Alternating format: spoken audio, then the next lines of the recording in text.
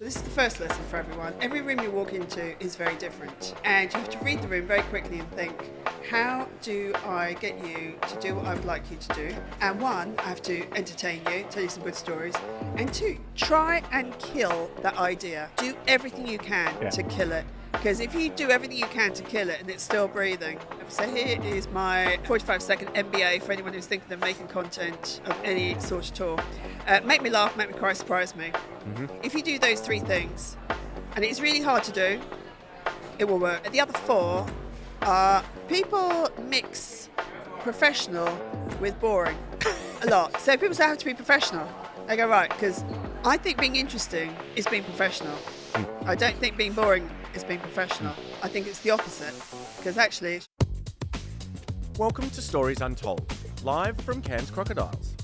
We're unpacking the stories we carry but don't always tell, the stories we've untold ourselves and the stories that are still being written. In this series, we're going to spotlight the overlooked, the unpolished and the unspoken experiences that have shaped some of Australia's most creative and influential minds. Let's dive in. Ladies and gentlemen, welcome back to another episode of Stories Untold. Where do I even start? I am joined by the tour de force that is Maz Farrelly. Now, Maz is a creative and communications powerhouse renowned across the country for global TV hits like Big Brother and X Factor, which you executively produced. But that was sort of chapter one. Now, your job is primarily helping other brands and leaders tell stories that don't just land, they really stick. Fearless, funny, and wildly insightful, Maz is renowned for knowing how to not just capture attention, but keep it. Maz, thank you so much for joining us. I am so pleased to be here because you have a choice of an enormous number of people. The world is not short of people who want to talk about themselves. So it's very lovely of you to invite me. And it's chapter 4. Chapter 4, all right. So yeah, I've had so many careers, which is the first thing. Go and do loads of things. You go and do loads of things. You know loads of stuff. We're gonna go through some of those chapters. So, well, when people ask what you do now, what do you tell them? I say, well, it depends on the room. So this is the first lesson for everyone. Every room you walk into is very different. And you have to read the room very quickly and think, how do I get you to do what I would like you to do? And one, I have to entertain you, tell you some good stories. And two, you have to trust me. So when I walk into a room of creatives, I will say to them, my content's been watched 8 billion times.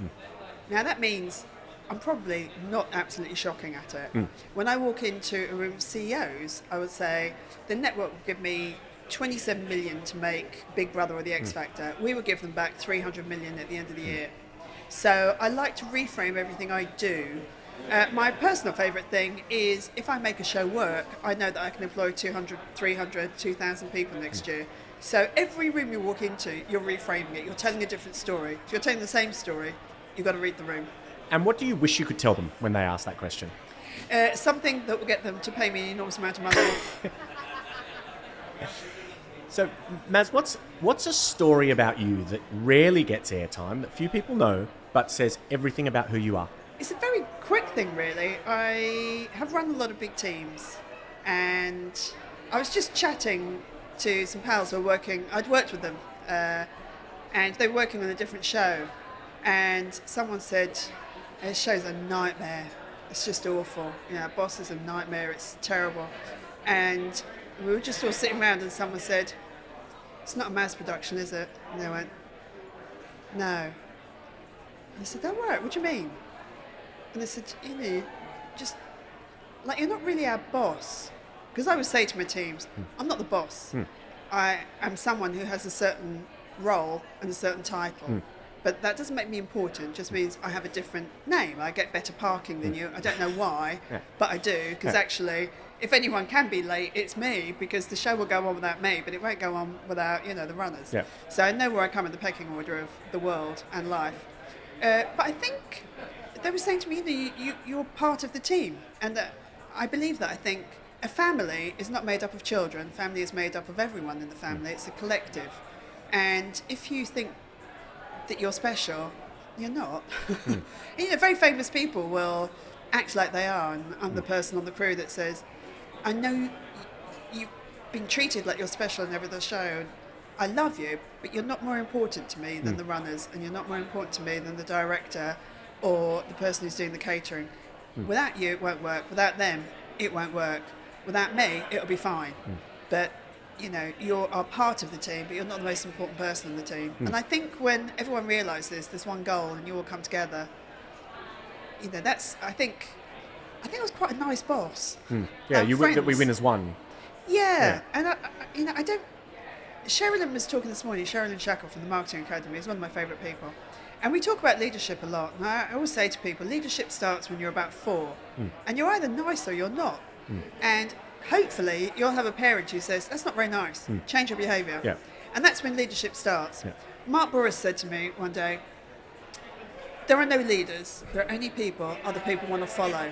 I mean, it is something that you would put on a tea towel or on one of those posters of the summit of Everest. You go, "I know that." But at the same time, I believe it. I think you can't say I'm a leader. There's no one behind you. You can only be a leader if people want to follow you. Otherwise, as Mark Twain says, you are someone out for a walk by yourself. If you're a leader, there are people following you. You mentioned that you've got 4 chapters. If you were to look back across your career, not necessarily the demarcation of different roles, but if there was a point in time, like a crucible moment, where there's like a really clear before and after, like a BCAD, what would that moment be? It would have been the Big Breakfast in London. Okay. And we took over from the Channel 4 Daily, which was 200,000 viewers. And my boss, Charlie Parsons, who created that and also created Survivor, said, if we hit 200,001, we're winning. We only need one more than them. And he said, make this show different, like nothing anyone has ever seen before. So whatever everyone else would do, let's do the opposite. And what about you changed at that point? What's sort of the tectonic shift in the pre and the post Maz? Do you know what it was? It was someone saying, I want you to think enormously. Now, it would be great if you think enormously and it works. But if you think enormously and we don't get it right, most viewers will love you for it. And I kept it with me all the way through my career that I will take risks. I find that's really interesting because it's kind of counter to convention, right? In a lot of business, it's always bullets before cannonballs, right? If you fire a bullet and it's a degree off, you don't sink the ship. You fire a cannonball and you are not bang on, you sink the ship. But your philosophy has been kind of counter to that. It is. Look, if you don't invent the cannonball, you can't fire the cannonball. Like, inventing a cannonball is an incredibly risky, interesting, creative thing to do. You got arrows. You go, fine, yeah. Now, Charlie Parsons would have walked in and said, you got arrows. What's the opposite? What is going to cause more effect than an arrow? And you go, well, I suppose a big piece of metal. You go, well, why don't we create a big piece of metal? You go, well, how do we get it there? And you'll pick it up and you'll throw it and it won't go very far. And that's the failure bit, because then you get a bit smart and you go, well, that didn't work, did it? And then you get a sling and you go, it's not going to go that far. And then someone like Charlie will go, how about we get, like those, when you've got a tube and you've got a pea, why don't we do that, but call it a cannon? Yeah. And you go, let's do that. Now, you can't get there without thinking much bigger. I think it was Henry Ford who said, if I asked people what they wanted, they say faster horses. Yeah. In TV, I can't give you what's already available. So I have to think of something that is new and different. And I have to do that every single moment of every day of my life. I cannot give you what I gave you last week because you've already had it. And it's not that your favourite sandwich, that in television you go, they love that cheese sandwich, let's make it every day. Everybody wants more cheese sandwiches. Yeah, hello, welcome to Ready, Steady, Cook. Here's a cheese sandwich. It's not going to sell. So my life has been reinventing everything every single day. When you think about it, there are not many companies that reinvent their product every day and certainly every year. Coca-Cola does not reinvent Coca-Cola every day and tweak it and keep tweaking and think, we're going to do a different version. It would be a very slow process. And maybe they won't change it at all. Butter is still butter. And does the same say for yourself? Is it a constant process of reinvention across those chapters? Oh my God. When people, because people book me for keynotes and they book me for training, and they'll say, so do you have one you can do? I said, well, no. I mean, I have a head full of stuff, but you need to tell me what your problem is, and then I will come in and solve it, because otherwise I'd be a doctor saying, antibiotics for all. It doesn't work, does it? I mean, maybe it does. So, along your merry journey, as you've had these chapters and these quantum leaps, on reflection, what are the most important things that you let go of along the way, that you untold yourself? So things I've let go of is the weight of anyone's opinion. I just simply don't care. People would very freely, when I ran Big Brother, I never told anyone I ran Big Brother because it would come with such judgment. It would either do two things. One, it would take over a conversation, which I always felt was rude. I think there are lots of people here who are really interesting and everyone would want to know about Big Brother. Yeah. I feel like it's rude to take over a conversation. And people would also be very, very rude about it. I just say, I get paid whether you like it or not. You've heard of it, which means I'm doing a great job. And it's actually not for you. So you're 50. When you were 20, you would have loved this. So I don't give roast beef to babies. I give rusks to babies because that's appropriate for them. And with the grown-ups, I don't give them rusks when they come round my house. Here's a little rusk and some baby food. Yeah. No, I give you a proper meal.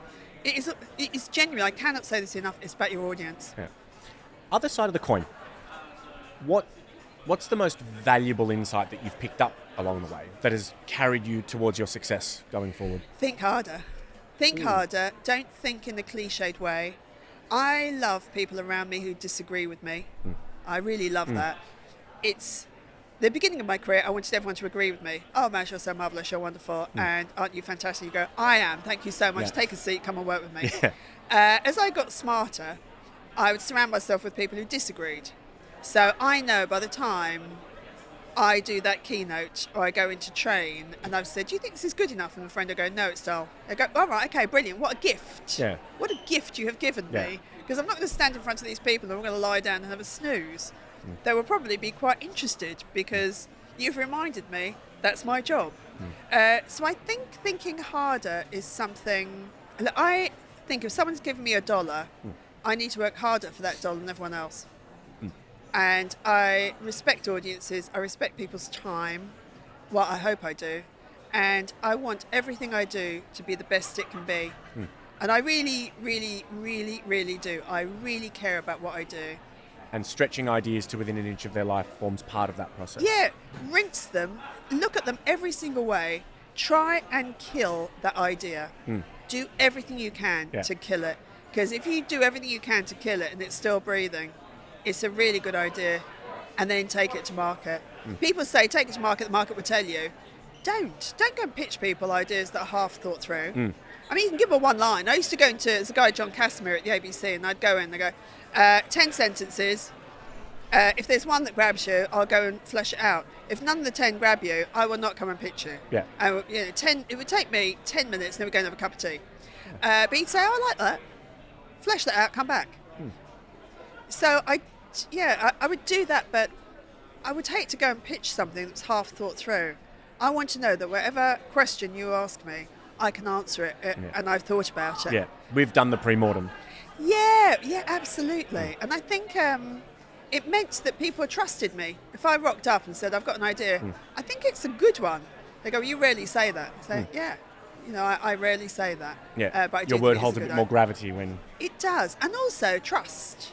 People would trust me. Is there a piece of work or an idea or a product that you just loved that never saw the light of day?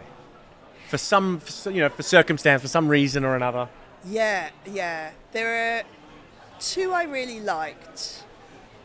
One is quite controversial. We like controversial. Yeah, I'd still like to do it. So if anyone's listening to this and has $1 million, and this will make half the audience hate me, it's called The Night the Men Stayed In. And one night a year, every man in Australia stays home. And it means that every woman can be safe for one night. We can go anywhere, do anything, go for a drink, walk home drunk. We can walk across the park, wear a bikini, we can do whatever. Sleep with our windows open. We can park in a dark place. We can do anything. Because the rest of the year, we're careful. Yeah. And we have to be. Wouldn't it be lovely if one night a year we didn't? I love that idea. That's a great idea. I love it. So the BBC liked it, went a long way, thought it was too controversial. And they were saying, I don't know what you're seeing. And I said, the whole point of it is it's starting a national conversation. How many men will stay at home? I don't know. Yeah. How many will argue about it? How many will go, do you know what we should? We should. What are guys going to talk about, to other guys? Mate, you've got to stay home. Give them one night. Well, why? Because frankly, they spend a lot of their time scared. Let's address that. Yeah. Let's see what we can do. So that one, I would still like to happen. And another one that was called The Meeting, and it was two people who'd had an enormous falling out, or two people who were enemies. We bring them together. And the idea was that we would sit in a room and say, who do we want to talk to each other? And we say, Clinton and Lewinsky. So we would start to film there, and we would film making the call to Clinton's office, and then we'd film making the call to Lewinsky. The journey to the table. The journey, and then you would film the two of them outside the room, if they decided to do it, and you would say, we're not producing this, we've given you no questions.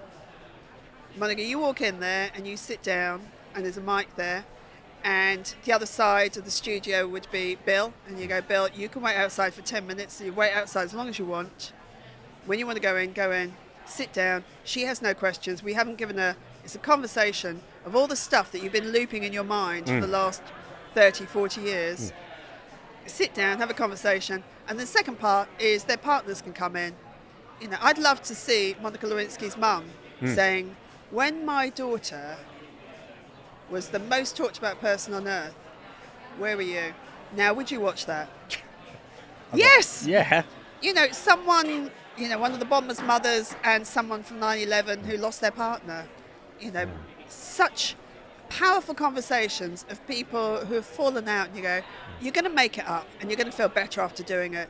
Do it. And why is it that you're so, what is it that makes you so confident that would be, and I'm convinced that it would be, a breakout success? What's the formula? What are the ingredients? If there was such a thing as a perfect recipe for something that is going to be magnetic to the masses. So here is my 45-second MBA for anyone who's thinking of making content of any sort at all. Make me laugh, make me cry, surprise me. Mm-hmm. If you do those three things, and it's really hard to do, it will work. The other four are comedy, characters, conflict, consequence. Comedy, humour, characters. So comedy, we like laughing. Yes. No one is on their phone in a comedy session. No one. Yeah, true. You're paying attention. If you are in a restaurant and the people at the next table start laughing, you'll start laughing. Laughter is contagious. Yeah. So make me laugh, make me cry, very obvious. Make me care. How do you make me care? You're going to tell me an incredible story that touches me in some way. Yeah. Surprise, we love. So most talent shows are built on surprise. Things like MasterChef, things like The Block. Here's the room. Yeah. The bait and switch. Is Susan Boyle going to be able to sing or not? Who can tell? Oh my God, she's amazing. So the other ones are comedy, characters. Yes. So big characters. You can't have people who are a little bit vanilla because it doesn't work. Conflict, and conflict doesn't have to be people fighting each other. People think it is. It doesn't. It can be an inner conflict. I want to give up being a lawyer, but I don't think I can sing well enough, but I want to do it. It's my life's work. This I've internal got a family. tension. So there's conflict going on. Or it could be that you and I are not getting on, which is also very interesting to watch because you think, how can they resolve it? And consequence. So if I give up being a lawyer, or if I sing well tonight, I will give up being a lawyer. Yeah, the table stakes are high. Yeah, the stakes are high. What's the piece of content that has blown you away recently? I think, so it's a very old piece of content. But I think for anyone who's interested in understanding how to tell an incredible story, Susan Boyle. Now, Susan Boyle is not famous because she's a great singer. She is famous because her producer is a guy called Ben Thursby, and Ben Thursby is incredible, and he can tell an incredible story. So if you took it apart and looked at it, Susan Boyle does not at any point say, I can't sing. But every moment he tells you she is absolutely bonkers, shouldn't be there, quite a strange person, she's not going to be good. Every shot is a back shot or a wide shot, or the first shot you see of her is her munching into a sandwich.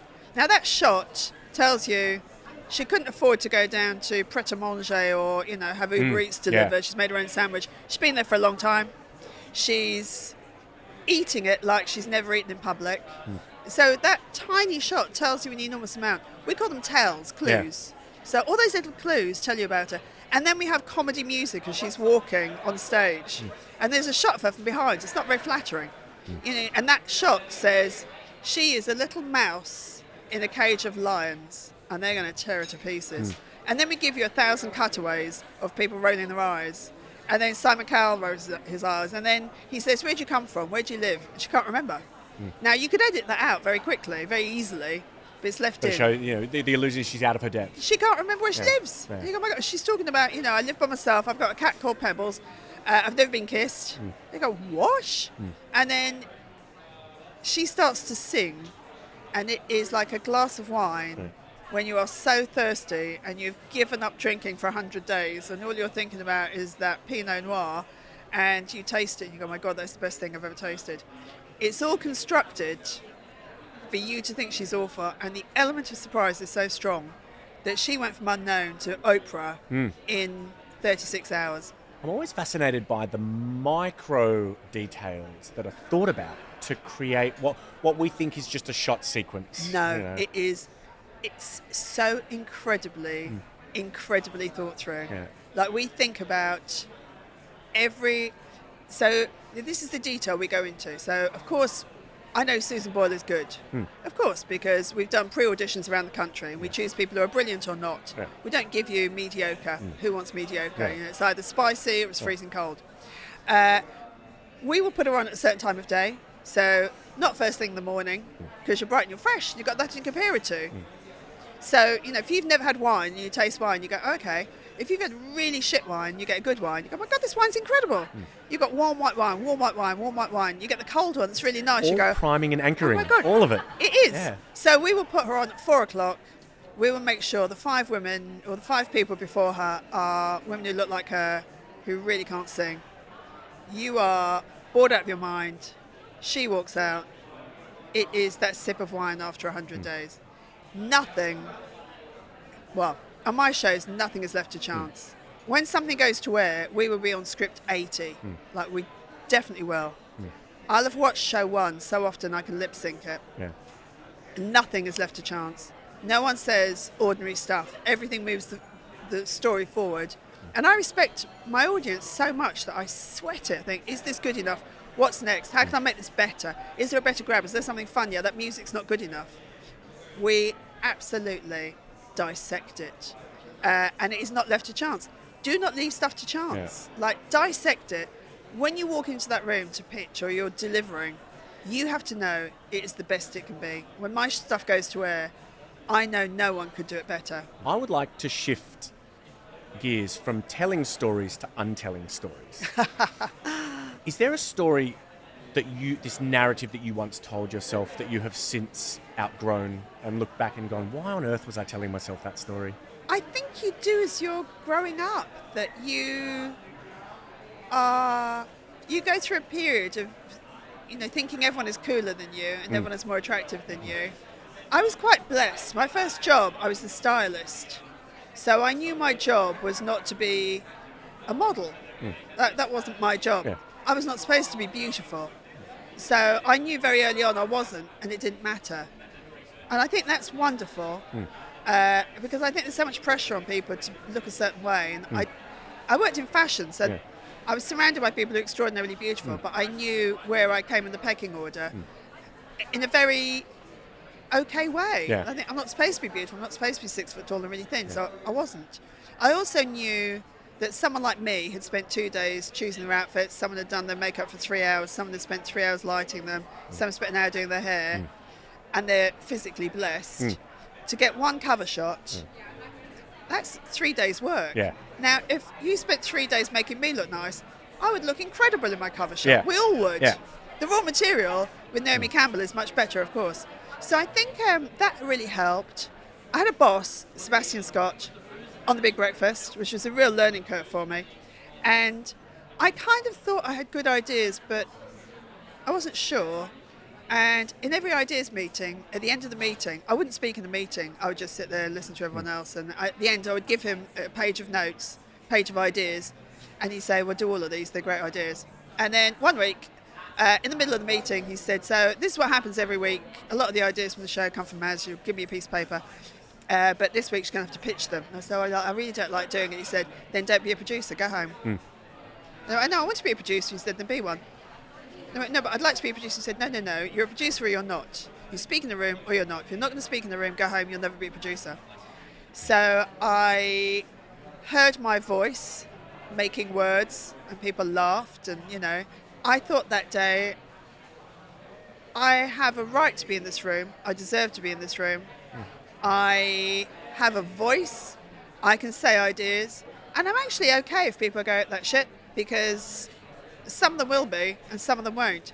And I think I had a slight unrealistic expectation that every idea I had would be genius and everyone would be blowing trumpets and going, welcome her in here, she is so marvellous.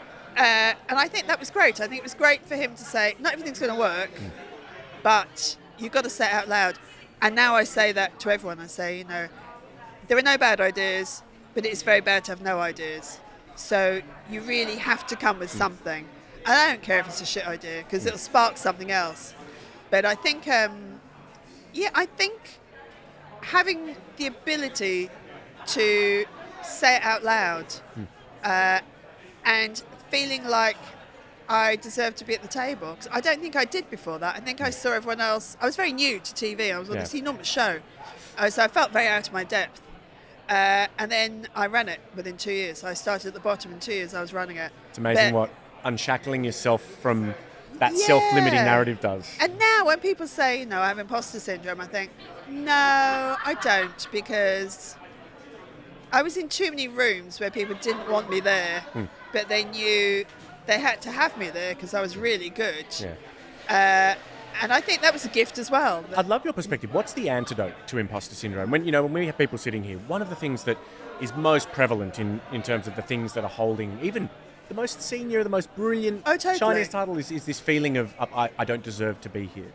What's the antidote to that in your mind? I think it's sort of being egalitarian and saying, everyone have an idea, everyone come to the table with an idea. I don't care if they're bad ideas, because actually there are no bad ideas. Because if someone had said to you, we're going to do a quiz show where we're rude to the people on the show, you go, we're doing that work. But it did, the weakest link, the craziest ideas. It's like the Karen's restaurant. Yeah, the Karen's restaurant is perfect. Go along. Do you think, there's a restaurant in London called the Wong Key. It's a Chinese restaurant in Soho. And it's the rudest restaurant in London. And we all go, they have enormous tables. You can't sit at a table by yourself. And you'll always say, can I have the small table over there? And they'll go, yes, of course. So you go, okay, great. So you'll walk across the room and they go, you sit here. You go, I thought we were going to go, no, here, sit here. So you sit down.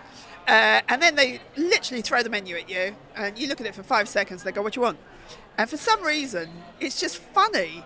And you go there. If they were polite to you, it'd be really disappointing. It just works. So I think my big thing is, if everyone else is thinking X, think A. Do the opposite. So if everything is available in the marketplace, what can you offer that is not in the marketplace? So 2 ways of thinking. One, you think harder and you do something that's better. So we had taxis, Uber came along, it's better. Or you do the exact opposite. So in everything you do, what is the idea that is better? Do that. Or you do the exact opposite. If you're not doing those 2 things, I don't know what you're doing. And when you look at, and you can take this in terms of storytelling or brands or even leaders, what are the most common tripwires that you see? These stories that, or these elements of storytelling that we think are setting us up for success but are just holding us back? When people are pretending to be someone they're not. Okay, what do you mean by that? So people mix professional with boring a lot. So people say I have to be professional. I go, right, because I think being interesting is being professional. I don't think being boring is being professional. I think it's the opposite, because actually it's your job to be interesting. If no one is interested in you or your product or your idea or your company, it will not work. So when you are very professional, you say, we are a data-driven company who are authentic, sustainable, people, it's just noise. And I find that very depressing. I spoke at a conference recently. It was for finance, and I've spoken at a few, so I'm not tittle-tattling. And I looked around the room, and there were maybe 30 posters. And I thought, these are all from the same company. I wonder why they've got 30. And I looked around, and I thought, oh no, they're all different companies. They all looked exactly the same. dark grey, slate grey, dark blue, white, maybe a little bit gold, a bit silver. And there are about 40 different companies. And they're all saying, we offer something different. You go, really? Because you're trying your best not to. When you're telling the world what you do, which is the most important thing in your business, you were saying the same as them. I could throw a dart into this room, hit any of you and go, you got the gig. And I assume the same goes for leaders. Like, you do Totally. an ocean of work around coaching and developing incredible orators. Is it the same thing playing out, that we sort of gravitate to this sort of blancmange in the middle? I think when you pretend to be someone you're not, it doesn't work. Audiences are very sophisticated.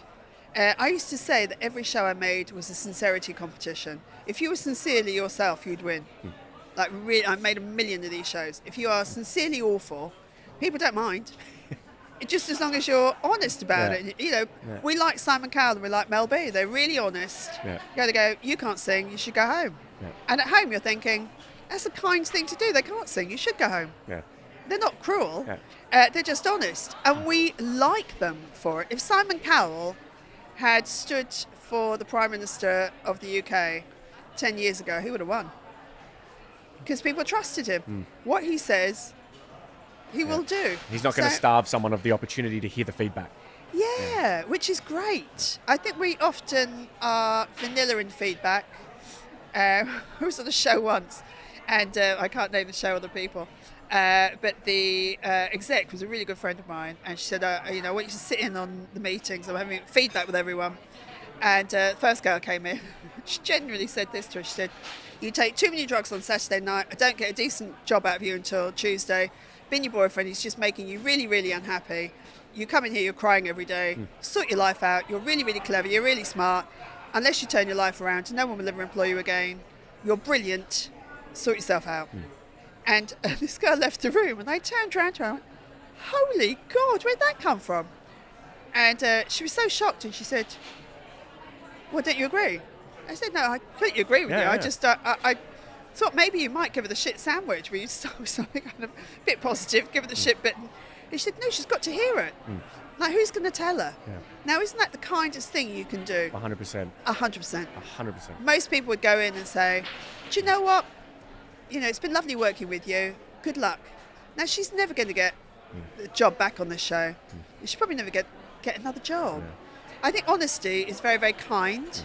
But you need courage to be radically candid like that. You need courage to be honest. But do you? Like, you can decide. To be radically candid like that. I think that takes a level of courage to not protect your own ego. A decision. I think it really is a decision. It's not that brave. Like, it really isn't. You decide. By the end of this podcast, you can decide whether you're going to be honest in a kind way. And that was a very kind thing to do. It's not personally the way I would have delivered it. I would have said, how do you think you're doing? And do you feel like your social life is affecting your work at all? Because I do. How do you think I might think it? I'd try and get her to tell me. I'd reach the same conclusion. It would take me 3 times as long. Obviously, it might not have the impact. Instant impact. Yes. So she got through them all in about an hour. But I think it's a terribly kind thing to do. And I think if you really care about people, don't you want them to be better? And, I do genuinely care about come from a place of care. My teams. But I think there is a decision. You can decide to walk into a room with confidence tomorrow. What you do is you go, I'm going to act like it until I feel like it. How would a very confident person walk into the room? How would they put their bag down? How would they smile and shake hands with people? I will mimic what I've seen on Succession, or whoever you think is wonderful. Do what they do, and hopefully it will work. But I think kindness is my big thing. I think that's your greatest superpower in life. I think if you're kind, and an increasingly scarce resource. Yeah, and so important. My teams, some of them needed more love than others. And that's your actual job. It's your job to love all the people on your team equally, not just the ones you like or are your friends. Your job is to be kind to all of them, and actually be kinder to the ones who are really struggling and a bit awful, because you're not going to turn them around by leaving them in the dark. You're going to turn them around by making them feel loved and wanted, and you don't know what's going on in their lives, so We should all give be a them bit whole lot more of love. generous with our assumptions. Yeah, I think so. I think that's very well said, Maz. I Thanks. wholeheartedly agree. Yeah. Mate, I could sit here and chat to you for hours, but I want to be very respectful of your time. So we're ending these episodes with 3 short untold stories. So Maz, when was the last time you surprised yourself? Yesterday morning, because I am seeing at Ken's Crocs, and I had a lot of stuff to get through, and I thought, oh, it's going to be so boring for everyone. I've got to tell them where the loos are and go upstairs and you can win this, and, here's your app and scan your code. And I thought, oh, this is going to be absolutely shocking. This is 10 minutes of people's lives I'm not going to get back. And lots of people came up to me afterwards and said, that was really good, it was really funny. That's all I heard, yeah. Yeah, I was like, really? Thanks. The opening act. Yeah, well, someone said that. Someone said the opening keynote. No, I told you where the toilets were. I mean, genuinely, I told you where the toilets were. So that was quite surprising. I think probably that. But I tell you what, it's nice. I constantly surprise myself. Good. Yeah, I like it. Growth is on the other side of something that surprises you. It definitely is. And if you don't scare yourself every now and then, do. And I don't mean jump off a building or walk down the street, in the middle of the night in a bikini, but I do mean do tiny things that make you a little bit braver. And if you do a tiny one every day that is 0.1%, by the end of the year, it'll make such a difference. Maz, what part of you still feels in progress? Oh, all of me. Simon Cowell used to say, it's so much more fun to get to number one than be number one. And I absolutely think that. And he also used to say, the moment you think you've cracked a show, that show will die. And if I was sitting here with you a year from now at Crocs again, what would be the one bit of in progress that you'd love to have knocked off the list? I want to do 104 jobs every year. 104 jobs? Not 105, not 102. 2 jobs a week? 2 jobs a week. Very, very doable. All right. So I want to do 104 jobs. That is what financial, success looks like to me. I hope that my friends still like me in a year's time. I feel like that's a good year. And if I've just done a few things, at the end of the year, someone says, do you know what? I did what you said, and I am happier and more successful. I genuinely love that. Well said. Last question from me, mate. If this chapter of your life had a title, what would it be? And what would you hope the next chapter's title would be? It would probably be a work in progress, and the next chapter would be a work in progress, with the subtitle, having a really good time. I love what I do. I don't know many people who really love what they do, and I love what I do. We should all be so lucky. And you know what the kicker is? Everyone else and everyone around you and everyone that we see here also loves what you do. What a great thing, though. Isn't Right? that so lovely? Yeah. Like, What a position of it's so much blissful nicer. privilege, Yeah, if I say I love what what I do, and you just went, well, you're on your own, girl. Yeah. So it's nice. That is, nice is such a terrible word. It is. I think if you're on the stage, it's an honour. It's an absolute privilege. It's not right. Yeah. And the honour is you honour your audience and you do your absolute best. And it doesn't matter whether you're on the stage or you're walking into a room and there is an audience of 2 people or an audience of, I've had audiences of 70 million. You make the same effort. You've got to think about them and think, what do they want? How can I make it better? How can I entertain them so it's not a dull hour of their lives? Every meeting you have, make it interesting. They're giving up an hour to be with you. Make it the most great hour you can spend with them. And then they will trust you in the future and think, I'll meet them again. Well, Maz, thank you so much for joining us. It's been an absolute delight. Thank you. It's been a joy to speak to you. And I don't know if everyone knows this, they probably do, but that this is your second job. And you have an actual full-time job. I do have wonderful. an actual job. So it's very kind of you to do this. The pleasure is all mine.